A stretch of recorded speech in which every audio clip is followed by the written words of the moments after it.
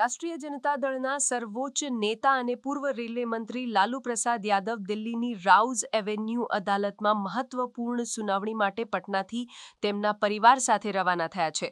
તેમની સાથે પત્ની અને બિહારના પૂર્વ મુખ્યમંત્રી રાબડી દેવી અને પુત્ર તેમજ પૂર્વ ઉપમુખ્યમંત્રી તેજસ્વી યાદવ પણ દિલ્હી પહોંચ્યા છે.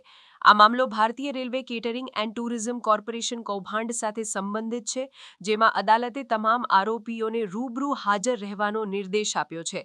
આ સમગ્ર પ્રકરણ લાલુ પ્રસાદ યાદવના 2004થી 2009 સુધીના રેલવે મંત્રીના કાર્યકાળ દરમિયાન કથિત ગેરરીતિઓ સાથે જોડાયેલું છે.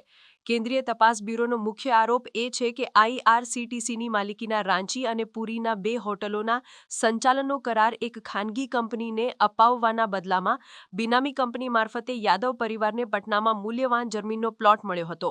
અદાલતમાં આજે આ કેસમાં આરોપો ઘડવા અંગે ચુકાદો જાહેર થવાની શક્યતા છે. આ કેસમાં કૌભાંડ, ફોજદારી કાવતરું અને ભ્રષ્ટાચાર સહિતના ગંભીર આક્ષેપો લગાવવામાં આવ્યા છે.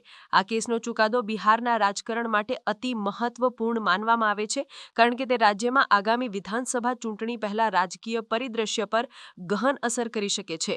યાદવ પરિવાર દ્વારા જો કે તમામ આક્ષેપોનું ખંડન કરવામાં આવ્યું છે અને તેમના વકીલોએ દલીલ કરી છે કે તેમની સામે કેસ ચલાવવા માટે પૂરતા પુરાવા નથી.